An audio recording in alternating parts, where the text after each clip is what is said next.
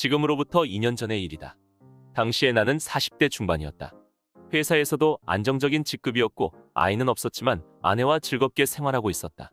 그러던 어느 날 나는 회사에서 나보다 10살 이상 어린 여직원과 사랑에 빠지고 말았다. 처음에 나에게 호감을 표현하면서 먼저 다가온 것은 여직원이었는데 시간이 흐르면서 나도 그녀가 점점 신경 쓰이게 되었다. 아내에게는 야근이나 회식이 있다고 거짓말을 하고 거의 매일 여직원과 데이트를 했다. 저녁 식사를 함께하고 술도 마시고 자연스럽게 호텔에도 갔다.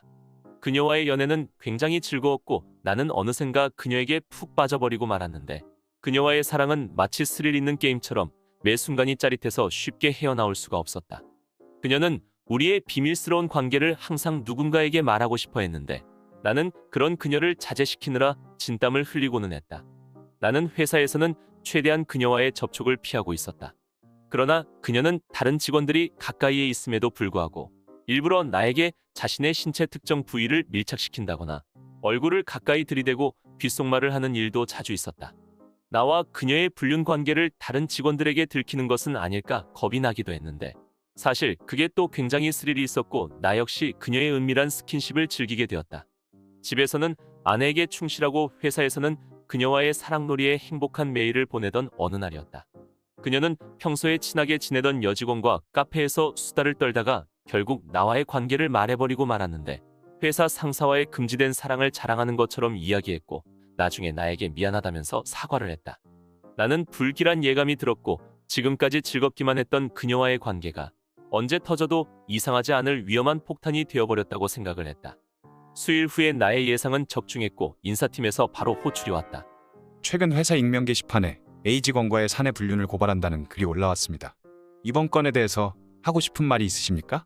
폭로글이 올라왔다고 해도 사진이나 물적 증거는 없었고 나는 헛소문이라고 우기면 그만이었다. 그러나 내가 불륜 혐의에서 벗어나면 그녀는 거짓말쟁이가 될 것이고 다른 직원들은 허언증이라면서 그녀를 손가락질할 것이다. 나는 그녀가 상처받기를 원하지 않았기 때문에 불륜을 인정하고 말았다. 나와 면담을 하던 인사팀 직원은 깊은 한숨을 쉬었지만 나를 비난하지는 않았다. 나는 내심 상당히 규모가 있는 회사이고 업무에 지장이 없으면 이 정도의 일은 눈 감아주지 않을까 하는 작은 희망을 가지고 있었다. 회사 업무와 사생활은 확실하게 구분해 주시길 바랍니다. 나의 뒤를 이어서 그녀도 호출을 받고 인사팀 직원과 면담 시간을 가졌는데 그녀 또한 주의 정도만 받고 걱정했던 징계나 부서 이동은 전혀 없었다. 회사에서는 나와 그녀의 관계를 암묵적으로 용인해 주는 것 같아서 나는 안심을 했는데 다른 직원들은 생각이 다른 것 같았다. 우선 나를 대하는 여직원들의 태도가 달라졌다. 회의에 참석하면 내 자리에만 음료수가 없었고 엘리베이터 문이 열리고 내가 안으로 들어가자 여직원들이 차가운 시선을 보내면서 모두 내려버린 일도 있었다. 구내 식당에서 식사를 하고 있었는데 불륜하는 것들은 정말 쓰레기야. 얼굴에 철판을 깔았는지 뻔뻔스럽게 회사를 잘도 다닌다. 눈에 보일 때마다 너무 역겨워. 다른 부서의 여직원들이 일부러 내 귀에 들리도록 큰 소리로 말하고 있었다. 남자 직원들은 처음에는 평소와 같은 태도를 보이다가 시간이 지날수록 나를 피하게 되었고 결국에는 눈조차 마주치지 않는 지경에까지 이르게 되었다. 단순히 업무를 위해서 나와 그녀가 이야기라도 나누고 있으면 회사에서 아주 대놓고 연애질이야. 진짜 웃긴다. 요즘 세상에 불륜이라니 너무 촌스럽지 않아? 저런 인간이라고 누가 상상이나 했겠냐? 라는 소리가 들려오기도 했다. 내가 입사했을 때부터 나를 잘 이끌어주시고 존경했던 직속 상사에게도 심한 질타를 들었다. 자네한테 너무 실망했어. 나는 양심이 없고 부도덕한 사람을 제일 싫어한다고. 나는 출근해서 매일 마음이 불편했고 더 이상 회사에 있을 수 없다고 판단을 했다. 결국 자진 퇴사를 하게 되었는데 마지막 출근 날에 꽃다발은커녕 송별회조차 없었다. 아무도 나에게 마지막 인사를 건네주지 않았고 나는 젊은 시절을 전부 다 바쳤던 회사를 쓸쓸하게 떠나게 되었다. 불륜 소문이 퍼져서 회사를 관두었기 때문에 무슨 일이 있어도 아내에게는 사실대로 말할 수가 없었다. 아내는 결혼 생활 내내 나를 의심한 적이 단 한 번도 없었고 항상 신뢰와 믿음으로 나를 대해주었다. 그래서 나는 일단 당분간만이라도 회사를 계속 다니는 척을 하기로 했다. 평일 아침마다 출근하는 나를 위해서 아내는 맛있는 아침 식사를 만들었고 현관에서 웃는 얼굴로 배웅을 해주었다. 나는 그대로 불륜 상대인 그녀의 집에 가서 저녁까지 시간을 보내고 있었는데 내가 회사를 나오고 얼마 지나지 않아서 그녀 역시 바로 퇴사를 했고 우리는 하루 종일 단둘이서 행복한 시간을 보냈다.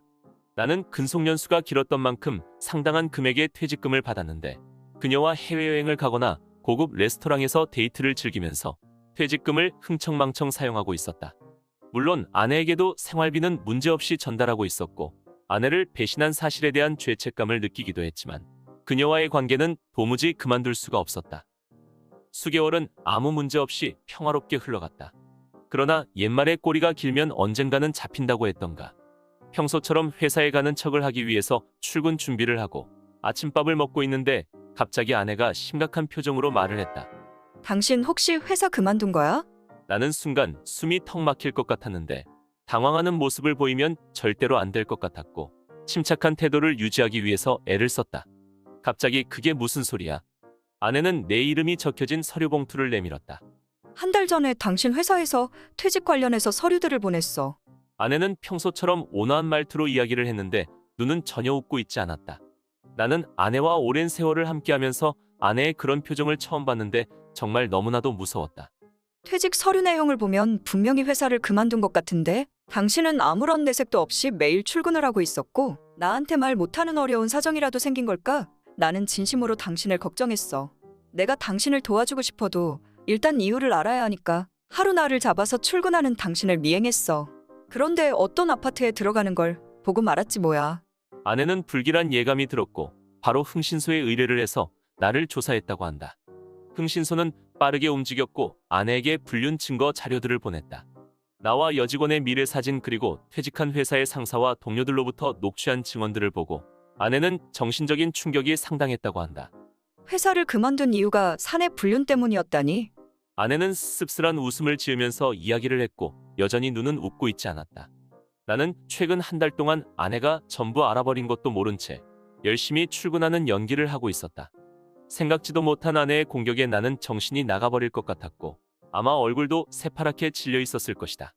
그리고 그 순간 나는 처음으로 불륜을 저지른 것에 대해서 진심으로 후회를 했다. 뭐 하고 싶은 말은 있어? 나는 아내와 마주보고 앉아있던 식탁에서 일어났다.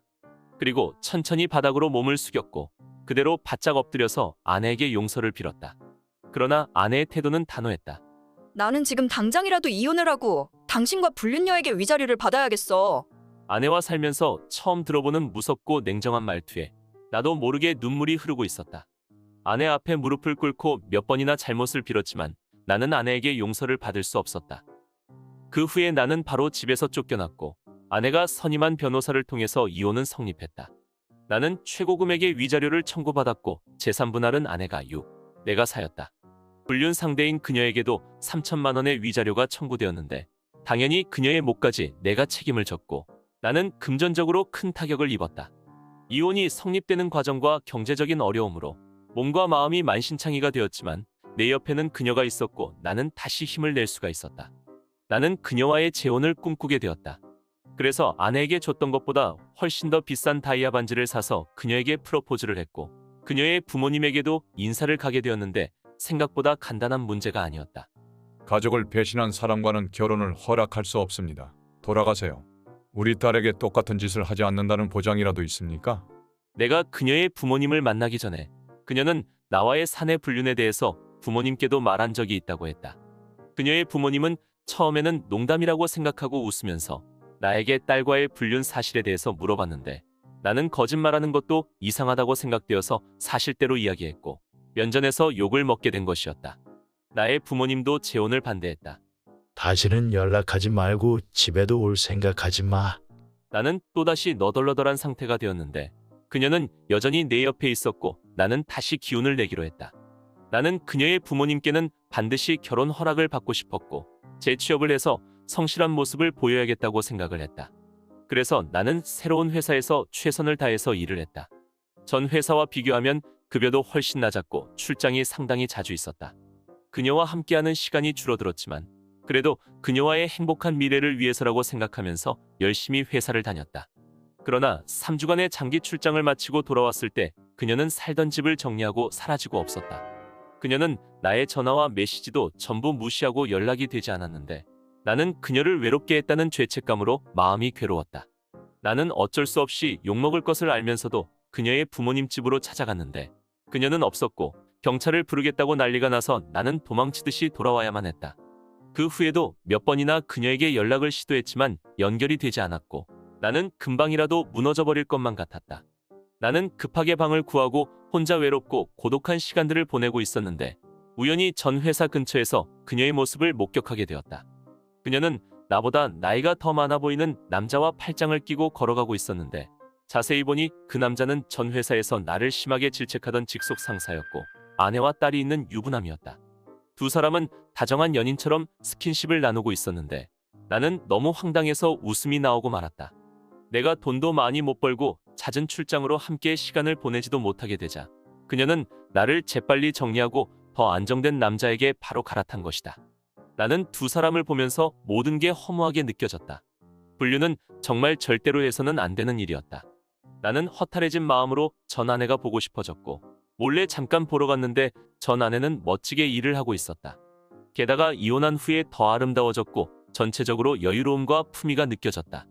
나는 진심으로 불륜을 저지른 과거의 나를 저주하고 싶어졌다. 불륜 전으로 돌아가고 싶어서 미쳐버릴 것만 같았다. 마지막까지 시청해주셔서 고맙습니다. 다음 사연도 많은 관심 부탁드립니다.